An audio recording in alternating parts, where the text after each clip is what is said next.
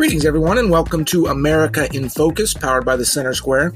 I'm Dan McCaleb, Chief Content Officer at Franklin News Foundation, publisher of the Center Square Newswire service.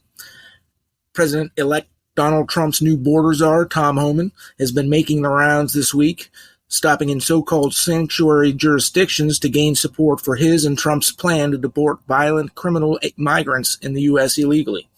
He visited both the sanctuary cities of Chicago and New York this week, and in New York, he gained the support of the city's Democratic mayor, Eric Adams. Joining me to discuss this is Casey Harper, Washington, D.C. bureau chief for the Center Square. Casey, not everyone supports the deportation plan, but it seems like more and more officials, including some Democrats, are getting on board. Tell us. Yeah, I mean, we're seeing some rare bipartisanship supporting what many thought would probably be a more controversial aspect of Trump's plan upon taking office. So this mass deportation, Trump was attacked for it on the campaign trail, but he, won so handily that he has the moral authority to give it a shot now. So what's interesting, I think, on this issue is what you alluded to is that many who opposed, building the wall or mass deportation or cracking down on the border, it was kind of all a hypothetical argument. I mean, illegal immigration was sort of like foreign policy in the sense that, you might have feelings about it, but in a lot of ways it didn't impact your daily life. But now immigration has become an issue for many of these big cities in particular. You mentioned New York City Mayor Adams. It's become a daily reality. It's become an expensive reality. Adams is a great example of one of the cities that's dealing with the crime consequences of having so many migrants, the, human services problems, the effects on housing. In Chicago, we've seen a lot of, for instance, inner city, Black Americans complaining that migrants are getting a lot more, more benefits, more care, more even handouts from the government that, and generous programs than anybody, right? So it's interesting to see the dynamic change as cities grapple with the reality of these border policies. Chicago Mayor Brandon Johnson did not meet with Homan when he was in the city earlier this week. He has not indicated support for the plan, but Illinois Governor J.B. Pritzker, a Democrat, said he does support the president-elect's plan to deport criminal illegal aliens in the country illegally, but not other migrants in the U.S. illegally. He said he would protect the non-criminal violence and protect them against any deportation efforts. But President-elect Trump and Homan themselves has said the first people they're going to target for deportation are those violent people in the country illegally, and also those from terror sponsoring countries such as Iran, Venezuela, countries like that. It would seem that would make sense that both parties can get behind that, don't you think?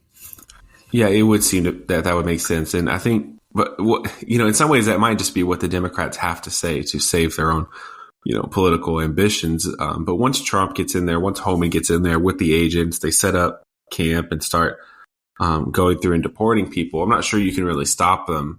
All the power that these mayors have would be in totally preventing, feds from coming into the city at all. But once they have set up operations, I mean, how is Pritzker, for example, going to verify that the immigrants are, quote unquote, criminal enough, right? And who defines what, a criminal, how criminal do you have to be to get deported by the Trump administration, right? That's a judgment call. And then how much proof does there have to be? If you're accused, if you're charged, you have to be convicted. From Homan and Trump's perspective, they're all criminals because they did break the law by coming into the U.S. Now, I understand what they're saying. They're going to focus on violent criminals and all that. And there's plenty of work to be done there. But once we get past that stage, I'm not sure that these Democratic leaders can take back the access they gave to Trump. And Trump's going to be in these cities. He's going to know where the migrants are in these early stages of research and finding these people. And so then it'll just become a question of judgment call and the political will of both sides to whether this is really going to happen.